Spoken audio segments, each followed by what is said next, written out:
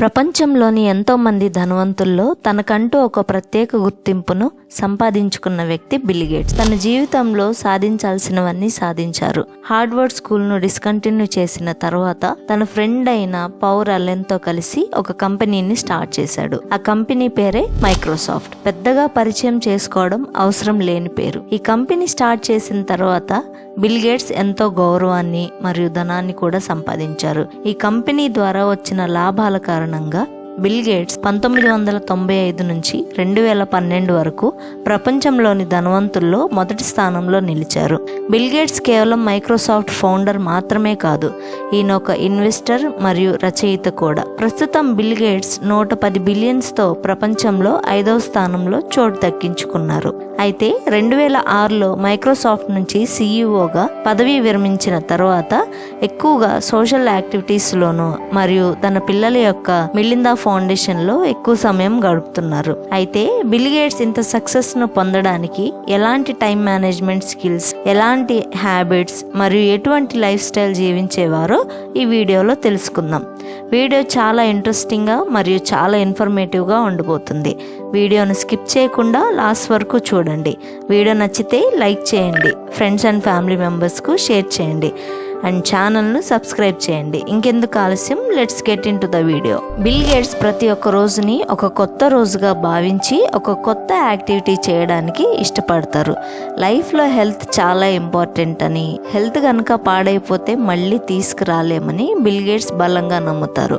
అందుకోసమే bill gates రోజులో 1 గంట ఎక్సర్సైజ్ కోసం సమయం కేటాయిస్తారు. బిల్ గేట్స్ మెక్డొనాల్డ్స్ అడల్ట్ బర్గర్ని ఎక్కువగా తింటుంటారు, కానీ తిన్న తర్వాత బాడీని మెయింటైన్ చేయడానికి డైట్ సోడాస్ని ఎక్కువగా తాగుతారు. బిల్ గేట్స్ ఆఫీస్కి వెళ్ళిన వెంటనే తన టేబుల్ పై ఉన్న న్యూస్ పేపర్స్ని ఎక్కువగా చదువుతారు. ఈయన ఇన్వెస్ట్మెంట్స్ని కూడా చేస్తారు. వారెన్ బఫెట్ కంపెనీ అయిన క్యాటర్పిల్లర్, నేషనల్ రైల్వే కంపెనీస్లో కూడా ఈయనకు వాటా ఉంది. అదేవిధంగా రియల్ ఎస్టేట్ రంగంలో, ఎంటర్టైన్మెంట్ రంగాల్లో కూడా ఇన్వెస్ట్ చేస్తుంటారు. బిల్ గేట్స్ మాత్రం హెల్త్ గురించి ప్రత్యేక శ్రద్ధ వహిస్తారు. ఫ్యూచర్లో జరగబోయే ఎన్నో విపత్తులకు బిల్ గేట్స్ ముందు నుంచే హెచ్చరిస్తుంటారు.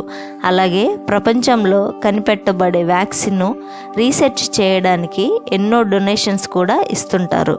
అలాగే ప్రపంచ ఆరోగ్య సంస్థకు కూడా బిల్ గేట్స్ నుంచి డొనేషన్స్ వెళ్తుంటాయి. బిల్ గేట్స్ చేస్తున్న ఇంకొక ఇంట్రెస్టింగ్ విషయం, ప్రతిరోజు మధ్యాహ్నం కూర్చొని ఈరోజు ఏ వర్క్ పూర్తి చేయాలి, ఎంత టైంలో పూర్తి చేయాలని ఒక టైం టేబుల్ వేసుకొని ఆ మొత్తం టైం టేబుల్ని 5 నిమిషాలుగా డివైడ్ చేస్తారు. ప్రతి 5 నిమిషాలకు రిజల్ట్ని అబ్జర్వ్ చేసి నెక్స్ట్ తన ప్లాన్ని ఎగ్జిక్యూట్ చేస్తారు.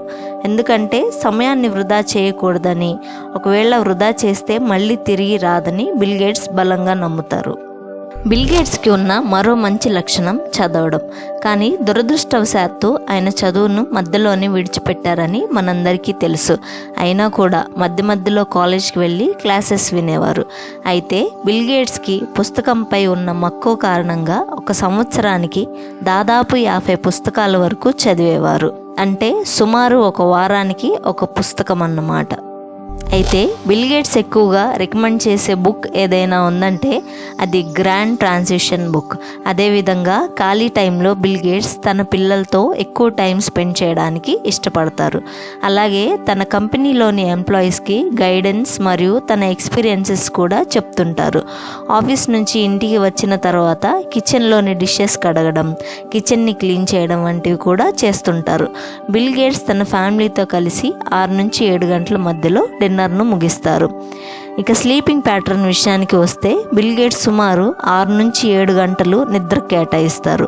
సరి అయిన నిద్ర లేకపోవడం వలన ఆ రోజు ఎలా ఉంటుందో బిల్ గేట్స్కు బాగా తెలుసు. నిద్ర అనేది మనిషిని ఎనర్జీగా మరియు క్రియేటివ్గా ఉంచుతుందని బిల్ గేట్స్ నమ్ముతారు. ప్రతిరోజు పడుకునే 1 గంట ముందు మరలా పుస్తకం చదివి నిద్రపోతారు.